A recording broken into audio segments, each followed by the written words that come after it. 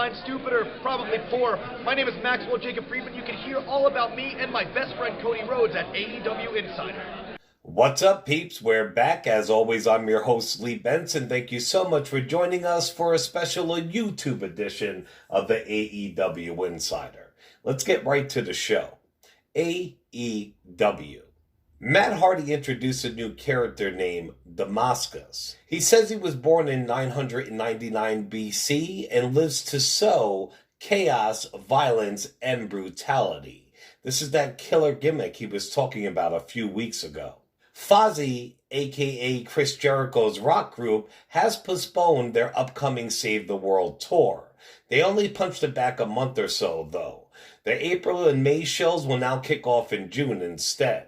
Their official statement read, "In light of the pandemic that's gripping the world's attention, it's time to make the right move and postpone the April and May leg of Save the World tour for everyone's safety and well-being. However, we promise once the world is back on its axis and truly saved, Fozzy will be back to hold you in our loving arms and literally rock all your troubles away. See everybody soon, and in the meantime and between time, please stay healthy and safe. We will get through this together." Brody Lee, aka the Exalted One, asks fans on Twitter to tweet him every day what day of the week that it is. A few days ago, he passed that responsibility on to Evil Uno. On Monday, Evil Uno did so, and on Tuesday he did the same.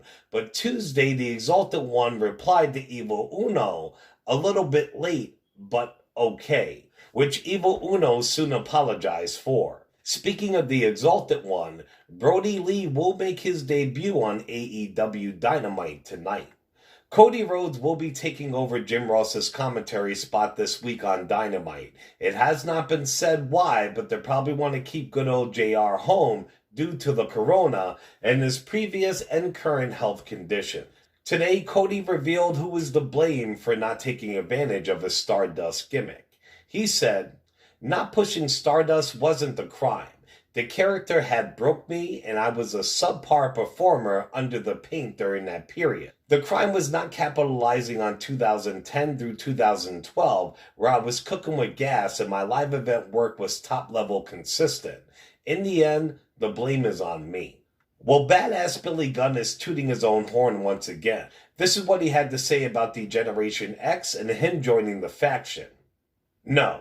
When the first two, Shawn Michaels and Triple H, did it, it was something different, something new, something not wrestling.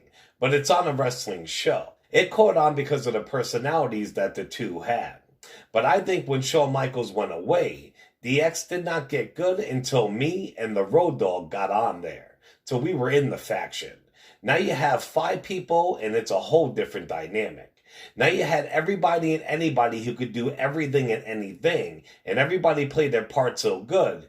As a unit, we were unstoppable." Shawn Spears debuted on AEW Dark. He had his tag team partner that he's been searching for. The first pick was 20-year-old veteran Robert Anthony. Tully Blanchard actually picked him. He had a pretty good showing, but in the end, Anthony clotheslined Spears by mistake. Spears left him to finish the match by himself. After Anthony lost, Spears got in the ring and proceeded to beat his ass, while telling him, "That's not it. You're not it." So the search for his new partner will continue. On the WWE. We know that Orlando, aka where the WWE Performance Center is, has been put on a stay-home order by their mayor. So rumor is that WrestleMania is taping right now. And the impression that's been given is that a lot of big matches have already been taped. They're pretty sure that they're going to be all done before the stay-at-home order goes into effect. They're going to have everything done until the Raw after WrestleMania. Soon-to-be Hall of Famer JBL told the story about the time Eddie Guerrero and Kurt Angle got into a fight backstage, on how he would always sit near Eddie Guerrero in the locker room because he enjoyed talking to him.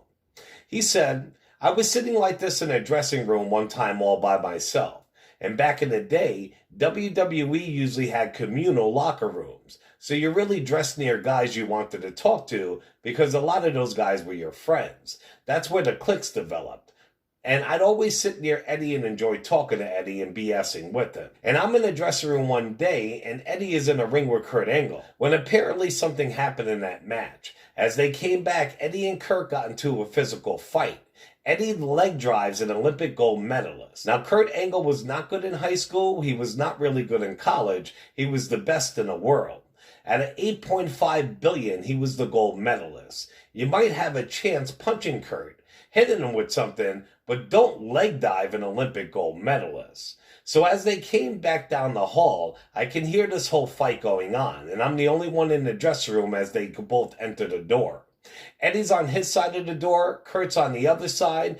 John Laurinaitis, head of talent relations, shuts the door, and Eddie comes next to me and sits down. He doesn't even look at me. He's staring at the door, and he's breathing so loud you can hear him breathe. And I looked at him, and he's still looking at the door. I looked at him, he's looking at the door. And I said, Eddie, why would you leg dive a gold medalist? And Eddie replied, because I'm stupid. That's my pal Eddie. I love Eddie.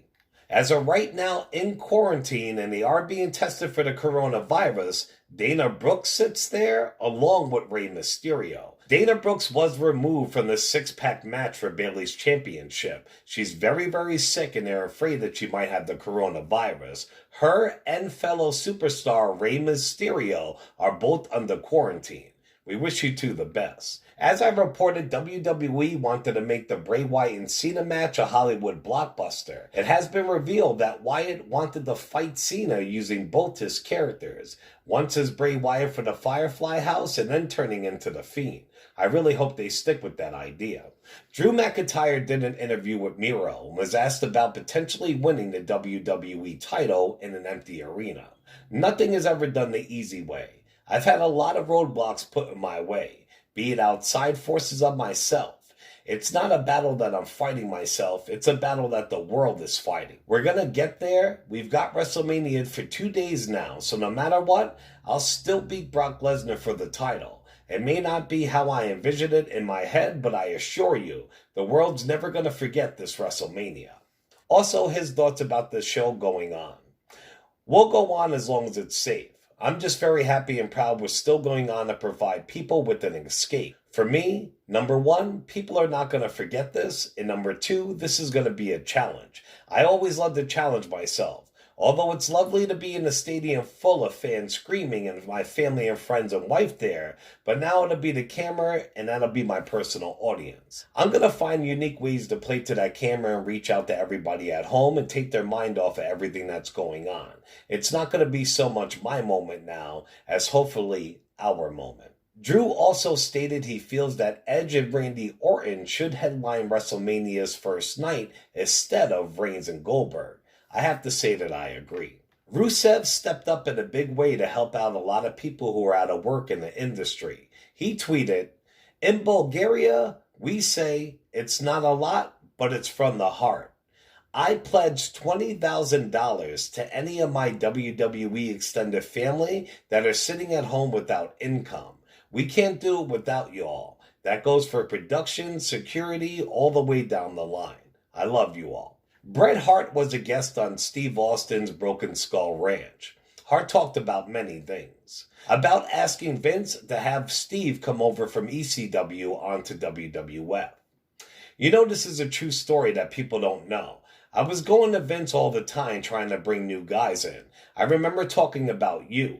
You, I think, had just signed with ECW. And I said, why didn't you guys grab Steve Austin? He was free. He was available. You're looking for new guys all the time. He's one of the best guys down there. I talked to Vince about it, and I remember the next week, you were sitting in the dressing room. He also brought up when Austin warned him about going to WCW.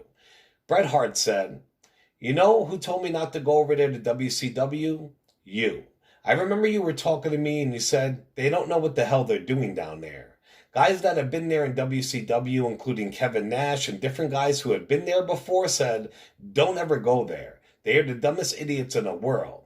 I kind of knew that before I went. But I mean, they really proved to me that they were the stupidest people that could ever run a wrestling business. There was so much talent that I could have worked with. Booker T, Hulk Hogan. I should have worked with Hogan right away. I should have had Hulk Hogan in a sharpshooter and done some big numbers with him. I went into WCW and I had so much heat. They just didn't know what the hell to do with me. Eric Bishoff didn't know shit. And finally, about Hart being a fan of Austin's work. I had a lot of respect for your work when you came in. In my mind, I already knew that eventually I would like to work with you. I was hoping they were going to use you right, but I knew I could do great stuff with you. On the Impact Wrestling. Impact Wrestling got censored by Twitch last night. That's where they debut their shows on. They were forced to edit their Undead Realm section with Su Ying and Havoc.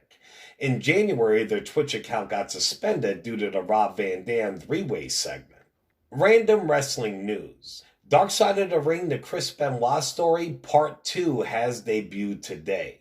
As much as you might not like it, or after me saying this, I'm one of the guys in the Benoit did not do it camp. I really don't think he did. I think somebody else did it. He was being followed by weeks before. He was paranoid about crazy fans following him and writing threats. People on the scene say the bodies were dead hours before Benoit even got home. This is the must-see episodes. They have details from the friends, the cops on the scene, what have you. Check the link out on our YouTube or Twitter. David Benoit, Chris Benoit's son, appeared on Busted Open Radio. He talked about the documentary, Chris Jericho, and Vince McMahon. On the role that Chris Jericho played in Benoit's life. He played a big role in my life. He's always been there for me. When the whole thing went down, the only two people who were there for me were Chavo Guerrero and Chris Jericho. I didn't get no calls from anyone else. Not even Vince McMahon called me after, but that's his decision. On if the documentary gave him closure. I let 13 years of pain go away when I sat there in front of the camera. I let it all out and I felt like a new man. He also said, watching the documentary bothered him a lot. He didn't expect to see those pictures. And I asked him if he wants to wrestle. Yes, I want to wrestle. I just don't know where to go. I've been looking. Stu Bennett, a.k.a. WWE's Bad News Barrett, was on the Art of Wrestling podcast. He revealed when he knew he was finished with WWE. Bennett said, I left WWE around April or May of 2016. I told them that my contract was coming up, and I told them that I wasn't re-signing. They tried to make me a couple offers, and I told them it doesn't matter what you offer me, I need to leave. I fucking hate it here. I loved my job until probably the end of 2014, the beginning of 2015. I did some exciting things, some that weren't so exciting. I thought if I kept improving my physique and I got ripped, that'll convince them. Maybe I need a catchphrase. Maybe I need a t-shirt that'll sell big. Maybe I need to do more of my in-ring skills. There was always something in my head like I can improve this and I can improve that. By the time I got to 2015, I was sliding down the card. I was getting opportunities that I thought were wasted. Like I became king of the ring, which sounds like it should be impressive, but it was followed by nothing. It was like, what are we going to do with this guy today? Just have him wrestle for 3 minutes and have this guy go over. Suddenly, after putting all that effort in, I had climbed the card just to get where I wanted to be. It wasn't rewarding, to say the least. It was a realization that it didn't matter what I was doing there. I'm just waiting for one man to give me the thumbs up or thumbs down. I'm spending my whole career waiting and hoping I get the thumbs up. Arn Anderson dropped a bombshell on his most recent podcast about WrestleMania 31. Anderson claims that Michael Cole, Jerry Lawler, and JPL, aka the announce team, were told to bury Sting throughout the match. They were just fed all these crazy comments to say, such as, this is WrestleMania now. You're just a small minnow in a huge lake. It was just insane. They were just beating everybody at home over the head that we won the war. We're WWE. We won the war. Here's your big star. Well, he isn't a big star tonight, is he? Well, the NFL might not be looking at the XFL like such a flash in the pan this time. The NFL is actually cherry-picking the XFL roster during the Corona shutdown. The Kansas City Chiefs just signed XFL St. Louis quarterback Jordan Ta'amu, and the Carolina Panthers just signed the Roughnecks quarterback P.J. Walker. And finally, Dana White announced that they will postpone some UFC events. He said, after all these fights have been rescheduled, once we get the Khabib fight on, we're rolling, man. We're back in business and we're rolling. And like I told you earlier, everybody's gonna fight because they want to, not because they have to. All right, peeps, that was a pretty big show. I'm trying to get it uploaded into you guys before Dynamite and NXT come on tonight. Definitely check out our other videos on YouTube. I put our top virus-infected movies up there. Been doing some videos, and I've been doing a podcast every day. So if you don't see me on YouTube, definitely check out the podcast. We're on all major podcasting platforms, plus Facebook and YouTube under the AEW Insider, and on Twitter under the AEW Insider 1, as in the number 1. If you want a chance to win a Series 1 AEW action figure, make sure you go to YouTube and like and comment on a video, hit us up on Facebook and follow us on Twitter, and boom, you're in the running. I will be back in a few days, if not tomorrow, with some more videos and podcasts. Definitely show us some love. Like, share, and subscribe the shit out of this motherfucker. I love you, peeps. We'll talk to you soon.